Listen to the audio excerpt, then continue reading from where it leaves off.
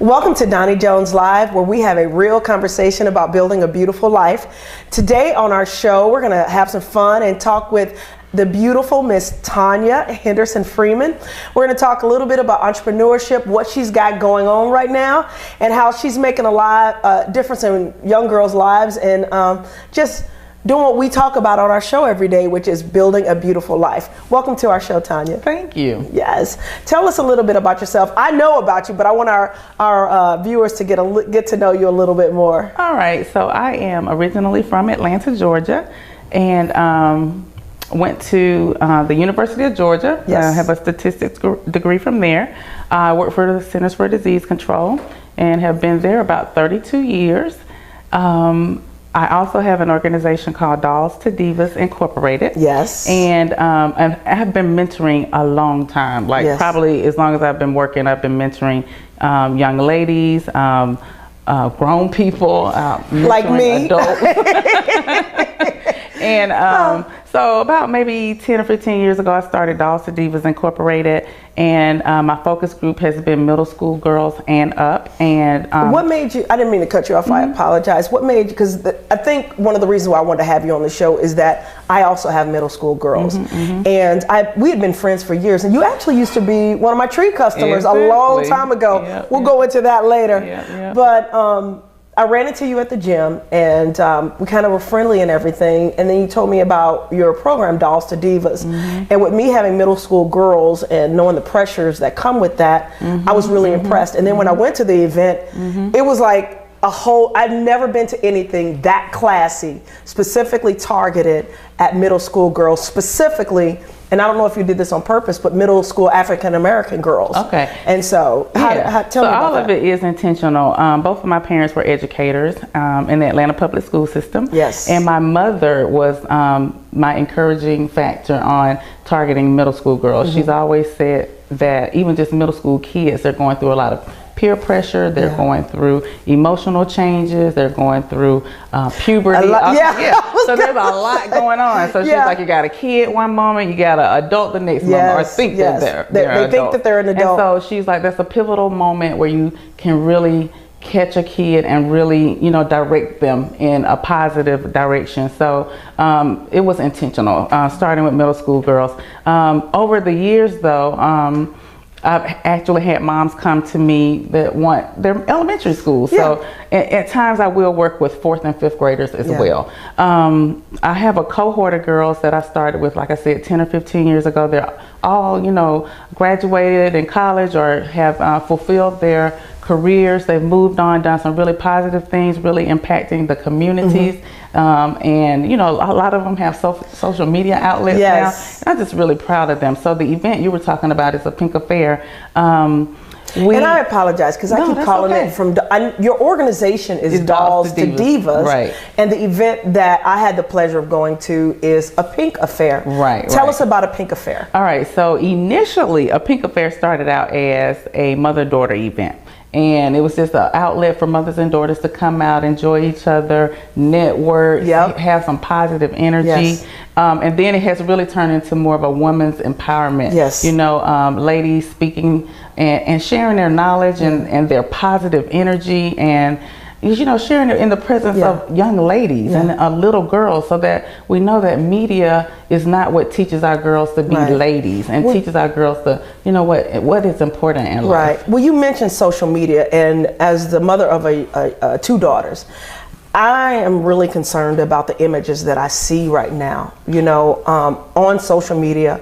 And I feel like programs like yours helps to, I guess, shift the narrative and give young girls and women a role model that they can look to that isn't taking their clothes off, that's focusing on education. So you're really hitting on, again, what Dolls to Divas is all about. I wanted to really take, one of my mottos is take the video out of, just life. Life is not just a video. There's more things to life for young girls to do other than be a video or, or all the other things that are out there. I keep wondering, every time you say video, there's another word that comes out of that. I'm like, we don't want y'all to be that. So anyway, so I saw like 20 years ago what media was doing, to young ladies. Yes. And it's important that we in our own homes, you know, direct what our kids do. Yeah. So there's not always that, there's not always things that are bad about social media or media itself. Right. But we have to have control, just like our parents did. Our parents always monitored what we watched. That's right. Our parents monitor what activities we're in. Our parents really monitor the people we hang out with. That's right. To the best of their ability. So, but as a parent, okay, and I know you and I have talked about this off camera, and I know that your daughter is amazing. She's gorgeous, you know, and she's involved in so many things. As a parent, how do you control that, you know, in your home? Okay, so first of all, like everybody always know, my daughter is a normal kid just like anybody else's. And so, and people that really know her know that about her. She got major personality and she's all over the top just like any other kid. Where she got that from? So, you know, it's hard. I mean, it's not any easier for me to manage it than you as a parent or any of my other friends. I just really try to just keep it real with her, you know, just about image. Image is key, you know. Your image is all that you have. And like we were talking a little bit about legacy, you know, we have a strong family name to carry on. That's right. Everybody does. And your dad actually, go ahead and finish what you're saying. No. So we'll segue into that too. So so like my dad, like I said, my mom and dad were educators in Atlanta, in the Atlanta public school system. My dad went to Morris Brown College. My mom went to Georgia State, and both back in the 60s. So really breaking racial barriers too. And so my dad was really prominent in Atlanta. The stadium at Grady High School is named after my dad. I was going to mention that, yes. My dad has done a lot of things as a first African-American man. And so I wouldn't sit here and say what all those things are because I don't want to get it wrong. Right. But I just know he's broken. He was the president. But, you know, really highly well-respected man in Atlanta, very highly respected by youth. And, like, it makes me feel really proud when guys come up to me like, your dad changed my life. You know, even my dad's deceased now. So even to hear, like, at his funeral, at a celebration for him, all these people and especially men coming up saying what that my dad did for them, and he didn't miss a beat at home. And so that's what I'm saying. We have to be very mindful of what we have our kids involved in and making our kids our highest priority. To this day, I am 53 years old. My mother still tells me, you make Ty your highest priority over anybody. That's right. And so, you know, we have to make our kids feel like home is where they're safe, so that when they do social media or they do see TV or whatever, they still have a balance. They know right from wrong. That's right. You know, and so my daughter has an Instagram account. She has Snapchat. She has Musical.ly, but she knows that we're looking at it. That's right. And she knows that the image that she needs to have, even on social media, better be good and clean and straight, you know? And but do you think having such a solid background with your dad and with your mom being educators, that your daughter has almost cosmically or intuitively got that image is important? Because I think somewhere along the line, I see the stuff on social media and I see the kids doing inappropriate things on social media.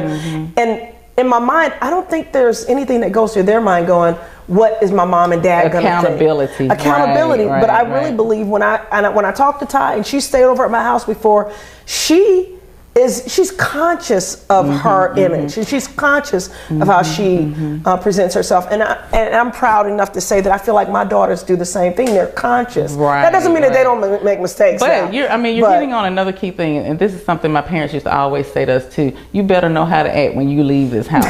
So we get all the other energy, because I even remember when in elementary school, like, we get the pouting, we get we get the attitude. And I remember talking to one of her teachers, and they were like, they have to be good at school. If they know their parents know they're going to hold them accountable, they have to be good all day long. Absolutely. So you get what we don't get, and thank goodness for that. So you know, we do have to be proud of our girls too. We are very proud. And that's what I'm saying. They're human. They are going through what any human girl would go through. That's right. And so we can't fault them for that, but we have to help them grow through and remember what we went through. Yes, exactly. Well, you know, I was talking to you, and I was talking to another friend, because I was concerned about, you know, social media, and I was also concerned about this attitude that I was starting to get. And so she had a sleepover at a friend of hers house after I allowed her to go, even though I was a little frustrated with, you know, a little conversation that she and I had. So in my mind and in my heart, I'm like, man, maybe I'm failing as a parent. What am I doing wrong? And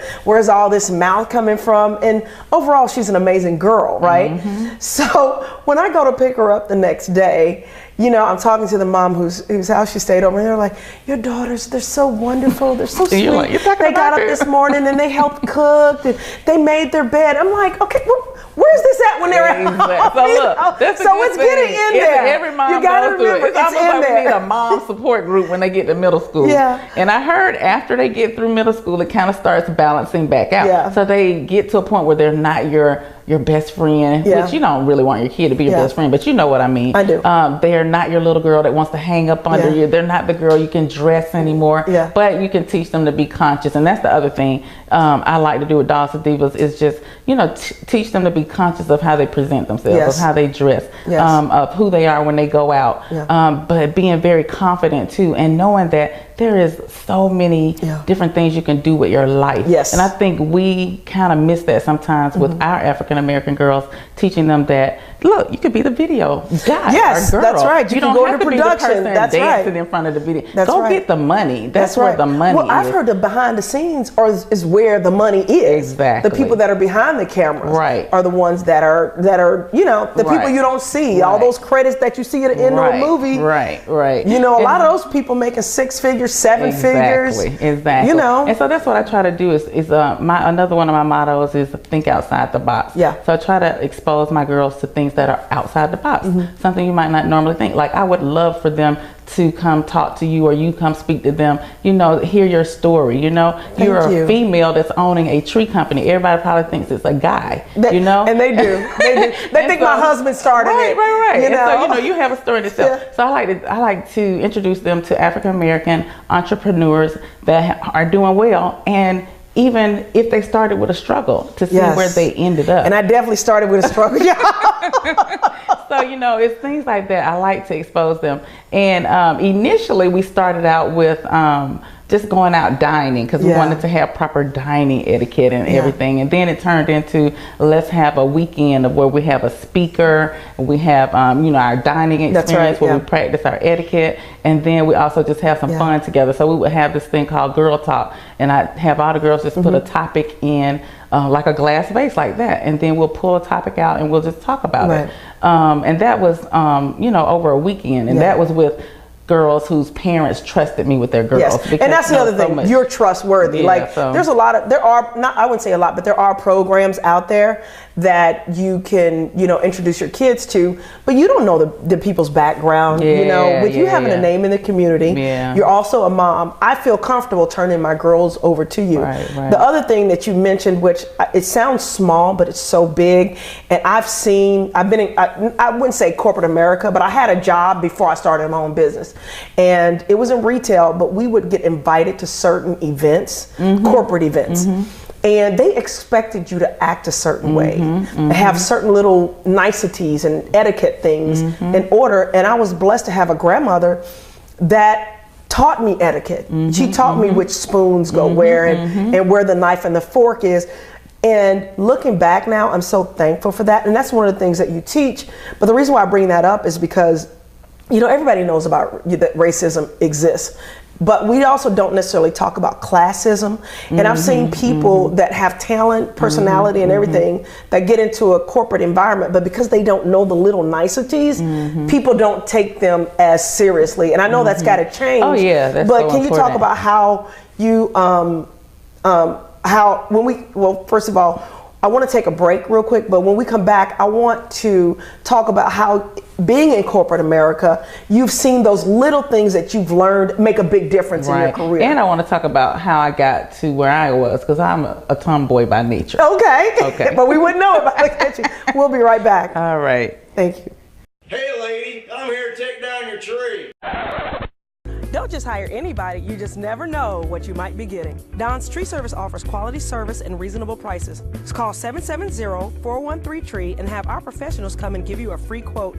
After you choose a service, our crew will come out and work safe and efficiently. Our goal is to leave you with a smile on your face and no debris in your yard. Not just trees, we aim to please. 770-413-TREE. Welcome back. Once again, we are talking to Tonya Henderson Freeman. and she's with Dolls to Divas. And we're right before the break, we started talking about etiquette and how that can affect you in corporate America. And I wanted to get back to that. And the reason is because you've gone up the corporate ladder and you've achieved success in your career, as well as having your own business. And you know my thing, I love entrepreneurship, but at the same time, I know that not everybody's going to just quit their job and go start a plumbing company or start an event planning business. Some people, we need people in the community that can do their job, do it well, grow with the company, grow with the organization.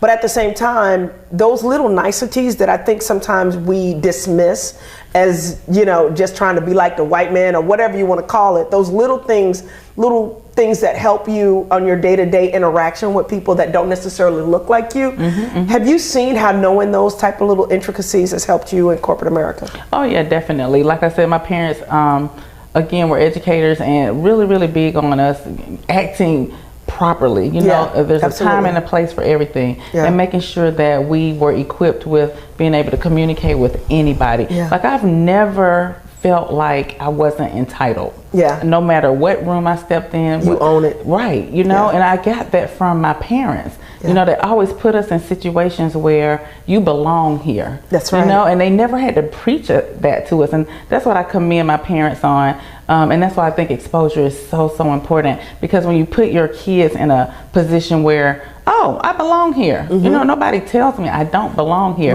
And you got to know how to act when you belong there. So yeah, etiquette comes from home. And then what my mom also did, that don't have that, though? So what my mom did, and not to say that I didn't have etiquette, but I was a really big tomboy. Like I was a daddy's girl. My dad's a football coach, so, and a big softball player, so I was on my dad's coattail a lot. My mom ended up putting me into charm school. It was called Sears Roebuck Charm School here in Atlanta, and I actually ended up winning in my competition, whatever role or whatever. So that helped me a lot be a lady, you know, like my mother was really big on, you don't ride around with hair rollers in your hair, your nails should always be done, you know, just really keeping yourself together. So you're going from top to bottom. I always call myself a girly tomboy because my heart and soul is really tomboy. I love football, I love sports, I love playing, you know, tackle, you know, whatever. That's right. Where did you go to college? I went to the University of Georgia. That's right. Go We're on the map again. So anyway, so that's how it's important. So I'm not saying you have to put your kid in a school or a formal class or anything, but if you don't know, it is good to come to events like mine, Dolls to Divas Incorporated, and to my Pink Affair event and all the other events that I do. And how do people get in contact with you? I mean, we'll say it again at the end of the show, but just real quickly, how do we get in contact with you? All right, so my email address is dolls, DOLLS, the number 2, divas, DIVAS, at Comcast.net. That's the easiest. So you could just contact me there, and I can add you to my email list, and you know, come out to my events and everything. And when is your next event? So we're looking at doing something in the spring, which is almost spring. I'm hoping to have a boutique, luxury boutique bus where we go around to different boutiques. Nice. And do a little shopping. I usually do a Pink Affair in the springtime. We're working on that, but it might be later this year. So well, you got to get in contact with us and get us those dates. I'd love to talk to you again, maybe in a month or two. When we get closer to the event time. I'd love so to we're working on that. We're working on a couple of events, just, you know, like for ladies and for women and girls. That's right. The other thing is I am on Facebook. I have a Dolls to Divas Incorporated page, so you can check there just to kind of see what we're doing. How do we get you up on Facebook? My name on Facebook is Tonya Henderson Freeman. So I will friend people. Gotta know who you are. No, no. Let me tell you something. Going back to social media. Social media is a little dangerous these days. You know, we've been growing our platform, and I'm getting people from India. So you have to still be careful. People from Africa and Nigeria and stuff like that that have inappropriate content. And I'm like, I don't know these people. And even from America, you know, I get the half naked people, and I'm like, no. What I think is Instagram. It might be better. Like, I have an Instagram page too. It's called Dolls to Divas, and again, DOLLS, the number 2, and Divas with an S, because then people are not allowed to post for you. You know, Okay. you're posting yourself. So I would suggest that for you. So anyway, we were talking about career and how you act when you're in corporate America.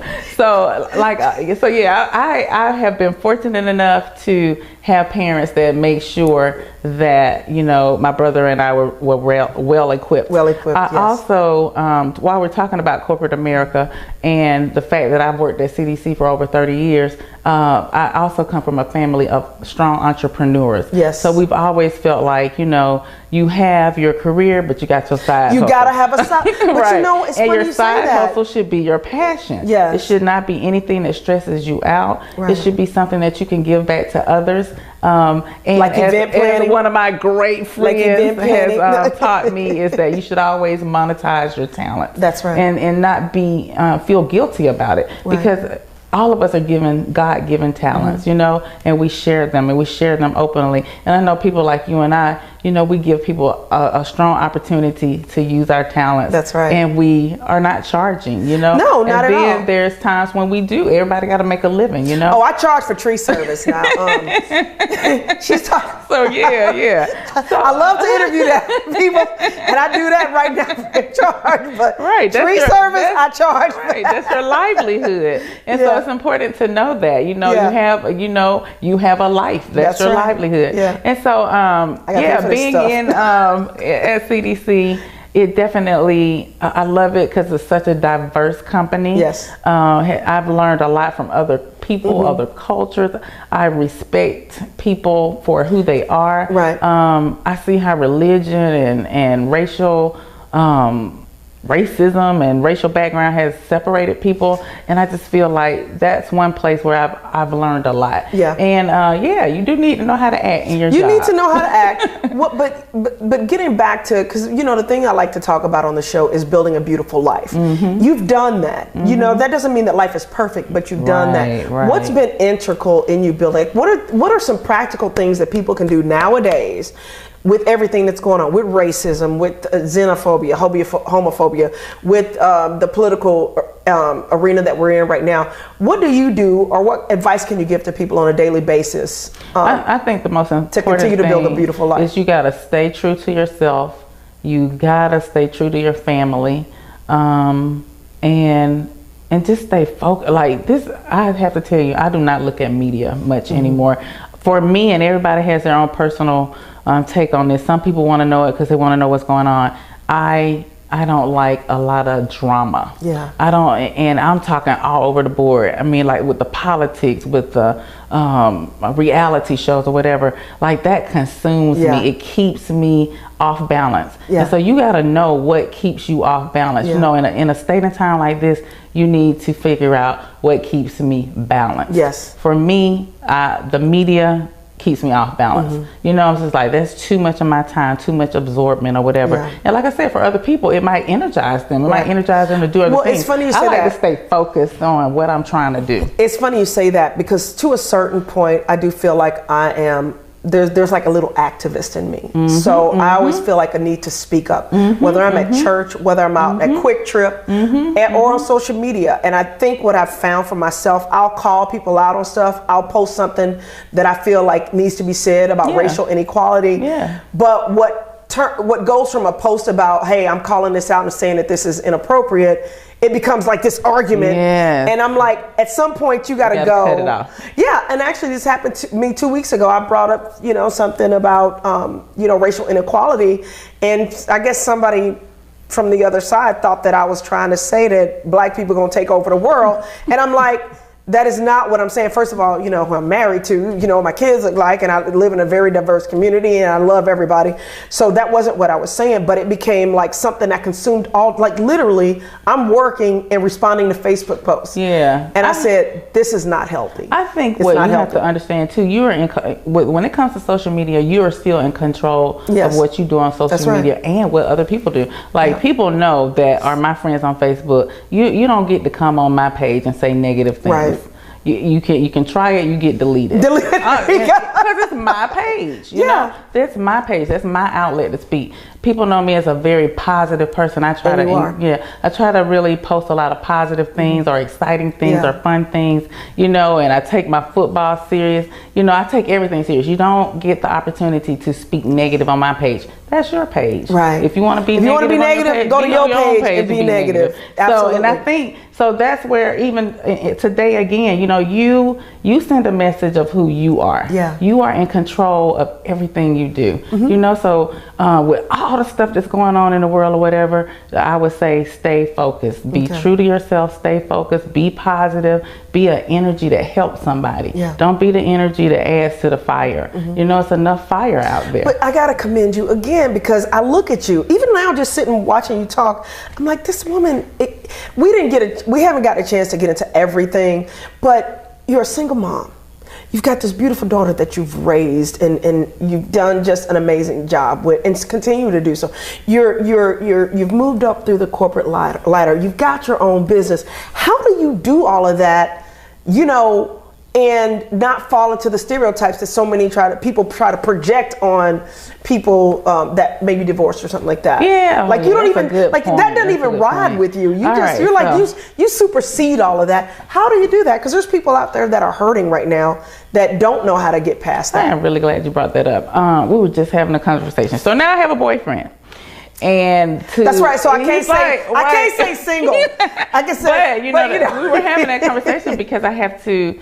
Like, he's like, I'm not the highest priority in your life, and I'm trying to get there. But you know, like my parents were married forever. They were high school sweethearts, and everything. So that's the image I saw. You know, I saw it right in my home. I saw a great father, a great mom. So to even get divorced was like heavy for me. You know, that's when I really found God. That's why I can say I have my own relationship with God. I don't have to. People don't have to preach to me anymore. I know I have it. I know when God is speaking to me. You know, like I remember when I was a little girl, like, how you know God talking to you? What is it gonna be a voice? You know? Yeah. But you know, but you get to a point where you know when you fall rock bottom, and I didn't fall rock bottom. My soul might have, but you know, I had to pick myself back up. I had some really great friends in my corner. I had an awesome mom in my corner because my dad was already deceased when I got divorced. And my mother is so strong. She's a very mild, meek woman, but she has great encouragement. Yes. And so I have to say my God and my mom, you know, and she always has made me feel really proud of myself. She commends me. She helps me with my daughter, you know. She's always rewarded us. Like my parents always even financially rewarded us for good grades. That's what I'm saying. Some parents are against that. My parents are like, you make an A, you getting some money. Right. You bring a C in here, you don't get nothing. Believe it or not, I mean, mine gets enough stuff, okay, and periodically to get money. But my thing is this: as a kid, that's their job, is to be good in school. Why not reward that? You know, and don't be getting no ideas. Y'all get rewarded. So with my daughter, you know, like you said, I've been a single mom or whatever. She definitely has a dad. He's very involved in her life. Your ex is amazing. But we put her first, you know, so that kind of helped me get through it too. The focus was on making sure she stayed balanced as a kid. It wasn't her fault that we got divorced. We got divorced when she was 4, you know, and so her thing to me was, what's going to happen to my happy family? Because that's when Barney was out. So, you know, I put a lot of soul into getting to know God. I put a lot of soul into still raising an awesome kid. Yes. And I have to say, yes, I'm glad that she is an awesome kid. Yeah. I'm very proud of her. She has taken a lot of ownership. I've had people say, or I've heard that people have said I make excuses for my kid, and I don't. I think she's an awesome kid. Yeah. She takes ownership. I don't have to study with her. She takes ownership of wanting to be in whatever. She's a go-getter like her mom. She is. And so I tell you what, we're going to have to revisit this conversation again, because honestly, we could talk for 2 hours, but we're doing 30 minutes. thank you for coming on the show. I honor you and I appreciate you. And in fact, I'm gonna give you a copy of my book, From Failure to Fabulous. All right. And if you like it, I want you to be able to talk about it. Yes. But the main thing is I want people to be able to get in contact with you, to learn from you. And actually, I would love for you guys to come out and support Pink Affair, which is put on by her company, Dolls to Divas. Why don't you look at the camera and tell them how to get in contact with you? Okay, so once again, Dolls to Divas, and the 2 is the number 2, Dolls to Divas at Comcast.net, and that's via email. I do have a Google number. It's 707, the area code is correct, 348-2792. So that's my Google number. Thank you guys for joining the show today. Once again, if you want to get in contact with her, reach out to her on Facebook, reach out to her at her email. And if you want to get in touch with me, you can reach me at Doni Jones Life, L-I-F-E, that's Doni, D-O-N-I, Jones, J-O-N-E-S, Life, L-I-F-E, at gmail.com. Or you can reach out to me on Facebook at Doni Jones, D-O-N-I, J-O-N-E-S, and you'll see my picture pop up. All right, thanks for joining us, guys. Bye-bye.